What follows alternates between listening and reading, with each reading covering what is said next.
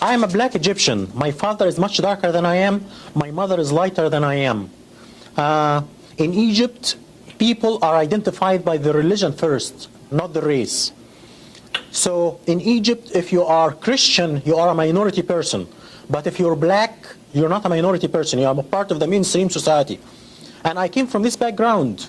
And in Egypt, you identify as Arab and as Muslim. And in this country, when I first came, I identified myself as Arab American and Muslim first. And gradually, I became to identify myself as black. I came to the U.S. in 1978, and I became a U.S. citizen in 1985.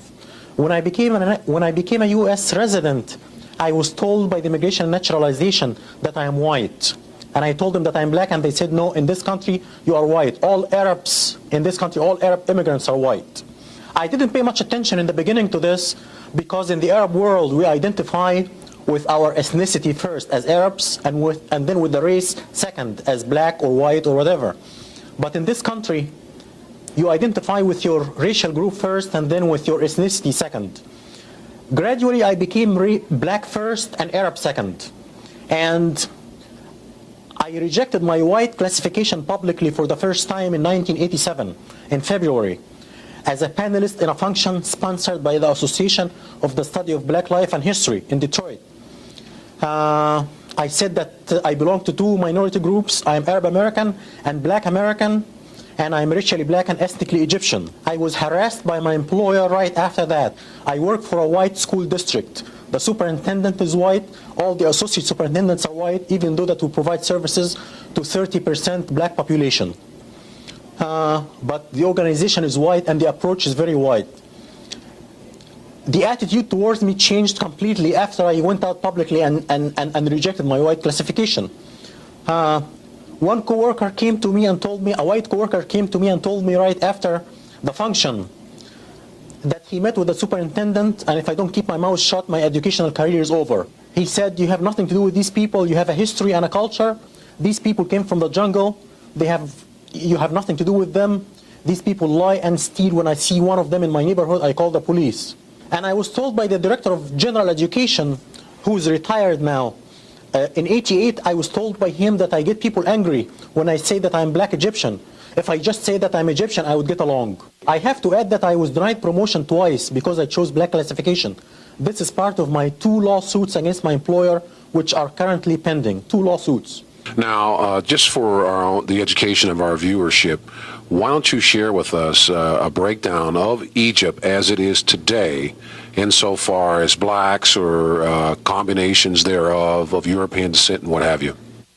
We don't have Egyptians of European descent in Egypt. We have a population which is basically which is basically a mixture of ancient Egyptian blacks who intermarried with Arabs right after the Arab conquest. The ancient Egyptian population was brown and black before the Arab conquest. But before the Arab conquest came the Greeks. It was the ancient Egyptian population was in Egypt for thousands of years. The ancient Egyptian population was brown and black. And the Greeks came in 300 BC, and they started to intermarry with the local population. And then the Romans came and ruled from 70 BC until they were conquered by the Arabs and kicked out by the Arabs in the 7th century. And these people intermarried with the Egyptian Copts, and they made the pigmentation of the Egyptians, the Copts, much lighter because of this intermarriage with Europeans. Now, you're an educator, okay? Now, how do you deal with situations when you practice your profession insofar as dealing with the mythology or the misconceptions about Egypt being a white civilization? How do you deal with that?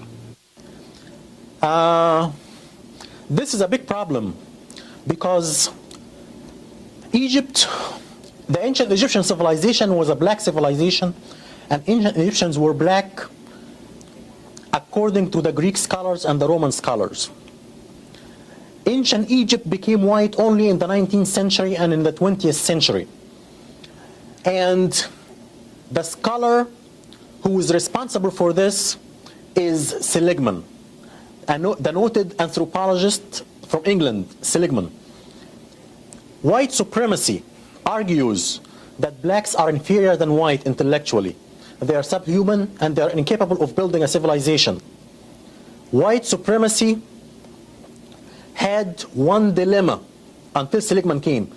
The dilemma was ancient Egypt was black according to the Greek and the Roman scholars. 10 of them said that, including Aristotle and Plato. 10 of them said that in writing. They had this dilemma. Ancient Egyptian was black. So if blacks are inferior intellectually and are incapable of building a civilization, how come the ancient Egyptians built a civilization? Seligman found the solution for this dilemma. He came up with a theory called the Hamite theory. He separated the blacks who built a civilization in Egypt and Ethiopia from the rest of the black race, and he called them brown-skinned whites, or the Hamites. So Seligman saved white supremacy from this dilemma, and all the white scholars followed him from that time on. This was at the end of the 19th century. And since that time, white scholarship says that ancient Egypt is white. Mustafa Hefni is currently working on his doctorate degree at Wayne State University. His dissertation topic is a content analysis of the treatment of ancient Egypt in world history textbooks. And just how far is this determined Egyptian willing to go to be classified black? I want to carry my case all the way up to the U.S. Supreme Court if necessary.